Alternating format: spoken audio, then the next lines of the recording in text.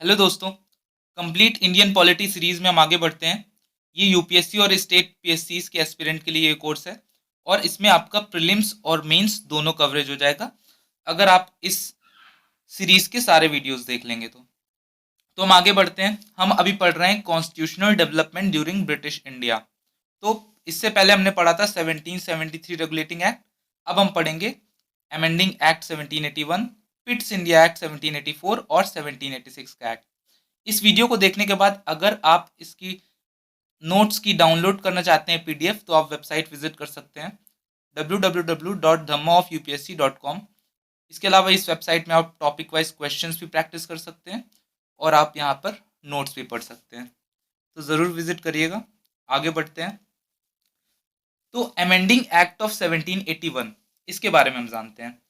Charter act 1773 के बाद ये एक्ट आया था amending act of 1781। It was passed by British Parliament to rectify the defects of Regulating Act of 1773, also known as Act of Settlement। तो ये British parliament के द्वारा पास किया गया था सबसे पहली बात, और ये रेगुलेटिंग एक्ट 1773 के जो डिफेक्ट्स थे उनको रेक्टिफाई करने के लिए इस एक्ट को पास किया गया था और इसे एक्ट ऑफ सेटलमेंट भी कहा जाता है। तो रेगुलेटिंग एक्ट 1773 पहला चार्टर एक्ट था और पहले चार्टर एक्ट के बाद जैसे जैसे समय बीतता गया तो उसमें जो प्रॉब्लम्स नज़र आई उनको ही रेक्टिफाई करने के लिए 1781 का एक्ट आया। अब इसके फीचर्स देखते हैं कि किस तरीके से ये रेक्टिफाई करता है। It exempted the governor general and the council from the jurisdiction of Supreme Court for the acts done by them in their official capacity. So servants of the company were also exempted from the Supreme Court jurisdiction for their official action. तो 1773 के regulating act में supreme court को establish किया जाता है, supreme court of Calcutta. लेकिन उसका जो जुरिस्डिक्शन था, उसका जो कार्य क्षेत्र था वो अभी डिसाइड नहीं था, क्योंकि गवर्नर जनरल जो था वो एक सेंट्रल अथॉरिटी के तौर पर उभर रहा था। तो ये डिसाइड करना ज़रूरी था कि क्या गवर्नर जनरल भी सुप्रीम कोर्ट के जुरिस्डिक्शन में आता है कि नहीं। इसका मतलब ये था कि क्या गवर्नर जनरल सुप्रीम कोर्ट के द्वारा जज किया जा सकता है कि नहीं अपने एक्ट्स के लिए, मतलब क्या वो रिस्पॉन्सिबल है कि नहीं अपने एक्ट्स के लिए। तो इस चीज़ की बात यहाँ पर की गई थी। तो यहाँ पर ये कहा गया कि गवर्नर जनरल जो होगा और उसका जो काउंसिल होगी वो अपने एक्ट्स के लिए, जो अपने ऑफिशियल कैपेसिटी में जो वर्क करेंगे उसके लिए वो सुप्रीम कोर्ट के अंडर नहीं आते हैं, सुप्रीम कोर्ट उन्हें जज नहीं कर सकता है। इसके अलावा सर्वेंट्स भी अपने कामों के लिए सुप्रीम कोर्ट के जुरिस्डिक्शन में नहीं आएंगे। दूसरी बात, other matters excluded from the supreme court jurisdiction were revenue matter and revenue collection matters. तो एक तरीके से यहाँ पर डिमार्केट किया जा रहा है कि क्या मैटर्स होंगे वो सुप्रीम कोर्ट के जुरिस्डिक्शन में होंगे और क्या नहीं होंगे। तो यहीं पर गवर्नर जनरल और उसके एग्जीक्यूटिव काउंसिल वो नहीं होंगे, रिवेन्यू मैटर और रिवेन्यू कलेक्शन मैटर्स ये नहीं होंगे। तीसरी बात, supreme court over inhabitants of Calcutta. So supreme court will have jurisdiction over inhabitants of Calcutta, मतलब कैलकाटा के जो इनहैबिटेंट्स होंगे उनके ऊपर सुप्रीम कोर्ट जजमेंट दे सकता है, उनके कामों को जज कर सकता है। तो जुरिस्डिक्शन यहाँ पर बताई गई कि इनहैबिटेंट्स ऑफ कैलकाटा के ऊपर रहेगी। Then Supreme Court could administer personal law of the defendants, Hindus according to Hindu law and Muslims according to Muslim law। क्योंकि ब्रिटिशर्स यहाँ पर रूल कर रहे थे तो लोकल जो पीपल थे, हिंदूज और मुस्लिम्स, उनके रिलीजन को समझना और उसके हिसाब से लॉ बनाना और एडमिनिस्ट्रेशन करना ज़रूरी था। इस वजह से ये बोला गया कि सुप्रीम कोर्ट जो होगा वो पर्सनल लॉ जो होंगे हिंदूज के और मुस्लिम्स को, उनके हिसाब से एडमिनिस्टर करेगा। तो Hindus will be administered according to Hindu law and Muslims will be administered according to Muslim law. Appeals from provincial courts to be taken to Governor General in Council and not to Supreme Court। यहाँ पर supreme court की जो appellate jurisdiction है वो reduce की जा रही है। appellate jurisdiction का मतलब ये है कि कोई भी लोअर कोर्ट से जो भी फैसला होता है उसकी आप अपील अपर कोर्ट में कर सकते हैं कि नहीं। जैसे आज हाई कोर्ट का कोई फैसला होता है तो उसकी अपील आप सुप्रीम कोर्ट में कर सकते हैं, लेकिन इस एक्ट में ये कहा गया कि जो प्रोविंशियल कोर्ट्स होंगे उनके फैसले के खिलाफ अगर आपको अपील करनी है तो आप सुप्रीम कोर्ट नहीं जा सकते हैं, वो आपको गवर्नर जनरल इन काउंसिल में करनी पड़ेगी। तो एक तरीके से गवर्नर जनरल की पावर्स बढ़ाई जा रही हैं और सुप्रीम कोर्ट के पास जो पावर्स हैं, जो जुरिस्डिक्शन है, वो कम की जा रही हैं। Governor general in council empower to frame regulations for provincial courts and council. तो गवर्नर जनरल को एम्पावर किया गया कि वो प्रोविंशियल कोर्ट्स और काउंसिल के लिए रेगुलेशंस फ्रेम कर सके। तो कुल मिला के गवर्नर जनरल को यहाँ पर ज़्यादा पावर दी गई हैं। Again we see the centralising tendency, यहाँ पर गवर्नर जनरल को पावर्स दी जा रही हैं, एक सेंट्रलाइज्ड अथॉरिटी के तौर पर उसे स्थापित करने की कोशिश की जा रही है ताकि वो ब्रिटिश एम्पायर को स्टेबल रख सके। Then act of 1786। अब इससे पहले हम पढ़ लेते हैं Pitt's India act 1784। It distinguish between commercial and political functions of the company.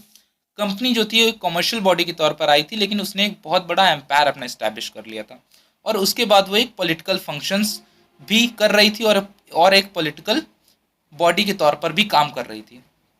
तो इस एक्ट के द्वारा इन दोनों कामों को अलग अलग स्थापित कर दिया गया, यानी कमर्शियल फंक्शंस और पॉलिटिकल फंक्शंस अब अलग अलग बॉडी देखेंगे। तो कोर्ट ऑफ डायरेक्टर्स जो थे to only manage commercial affairs, now new body called board of control created to manage political affairs. तो कोर्ट ऑफ डायरेक्टर जो थी, जो कि गवर्निंग बॉडी ऑफ कंपनी थी, उसको बोला गया कि आप सिर्फ अब कमर्शियल अफेयर्स मैनेज करेंगे और जो पॉलिटिकल अफेयर्स हैं उसके लिए ब्रिटिश पार्लियामेंट में कहा कि हम एक नई बॉडी बना रहे हैं, उसका नाम होगा board of control. So board of control will now manage political affairs and court of director work will be only limited to managing commercial affairs. Then board of control had powers to supervise and direct all operations of the civil and military government or revenue of British possessions in India. तो board of control को बहुत powers दी गई कि वो British possessions in India, यानी जो India में territory जो कि ईस्ट इंडिया कंपनी के कंट्रोल में थी, वहाँ पर वो सारे सिविल और मिलिट्री ऑपरेशंस उन सबको डायरेक्ट और सुपरवाइज कर सकता है।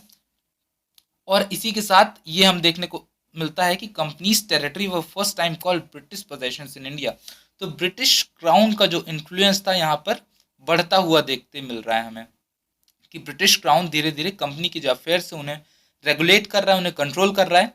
और इस एक्ट में उसने डायरेक्टली ये कह दिया कि ईस्ट इंडिया कंपनी की जो टेरिटरीज उसने भारत में एक्वायर की हैं वो ब्रिटिश पोजेशंस इन इंडिया है, यानी कि वो ब्रिटिश क्राउन का पोजेशंस हैं भारत में। वो ईस्ट इंडिया कंपनी यहाँ पर सिर्फ उन्हें एडमिनिस्टर कर रहा है, लेकिन अगर पोजेशंस की बात की जाए तो वो ब्रिटिश क्राउन का पोजेशंस हैं।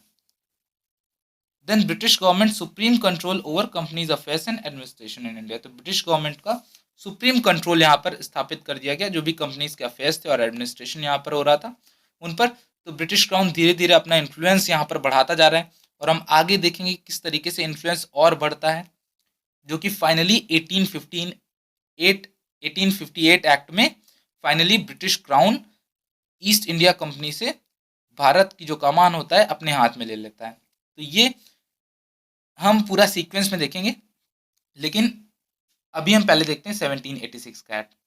इन 1786 Lord Cornwallis was appointed as the governor general of Bengal. तो 1786 में लॉर्ड कॉर्नवालिस को governor general of Bengal appoint किया जाता है। He place 2 demands to accept that post. अब गवर्नर जनरल था तो उसके पास उसने कुछ डिमांड्स रखी कि मुझे अगर गवर्नर जनरल बनाना है तो मेरी 2 डिमांड्स हैं वो आपको एक्सेप्ट करनी पड़ेंगी। वो क्या थी? He should be given power to override the decision of his council in special cases. तो उसने कहा जो आपने एग्जीक्यूटिव काउंसिल इस्टेब्लिश की है, ब्रिटिश पार्लियामेंट ने जो एग्जीक्यूटिव काउंसिल इस्टेब्लिश की है गवर्नर जनरल को असिस्ट करने के लिए, तो लॉर्ड कॉर्नवालिस ने कहा कि मेरे पास ज़्यादा पावर्स होनी चाहिए कि कोई भी डिसीजन अगर लिया जाए एग्जीक्यूटिव काउंसिल के द्वारा तो मैं उस डिसीजन को रिव्यू कर सकूं और ज़रूरत पड़ने पर ओवरराइड भी कर सकूं। तो वो अपने लिए ज़्यादा पावर्स चाह रहा था। Then he would also be commander in chief. तो दोनों ही ये डिमांड्स एक्सेप्ट कर ली गई इस एक्ट के द्वारा। तो ये सारी बातें थी जहां पर हमने एक्ट ऑफ सेटलमेंट 1781 देखा, पिट्स इंडिया एक्ट 1784 देखा और एक्ट ऑफ 1786 देखा। अब हम अगले वीडियोस में कॉन्स्टिट्यूशनल डेवलपमेंट ऑफ इंडिया इसको और आगे ले चलेंगे और धीरे धीरे ये कोर्स हमारा पॉलिटी का बढ़ता जाएगा। तो अगर आपको वीडियो अच्छा लगा हो तो लाइक ज़रूर करिएगा और अपने सोशल मीडिया प्लेटफॉर्म, फ्रेंड्स, हर जगह इसे शेयर करिए व्हाट्सएप में और सब्सक्राइब करिए, जिससे कि और भी वीडियोस आपको देखने को मिल सकें। और आपको अगर हमारा काम अच्छा लग रहा है तो हमें सपोर्ट कर सकते हैं यूपीएससी धम्मा @UPI, यूपीएससी धम्मा @कोटक। आपका कोई भी नॉमिनल पेमेंट हमारे लिए बहुत ही ज़्यादा महत्वपूर्ण इंपॉर्टेंट है, तो ज़रूर करिएगा। Then you can also join Telegram channel Dhamma of UPSC. Just search Dhamma of UPSC in Telegram app I have also given the link in the description box, तो वहाँ पर आप जाकर क्लिक करिए और इस चैनल को ज्वाइन कर सकते हैं। So will meet next time, तब तक के लिए बाय।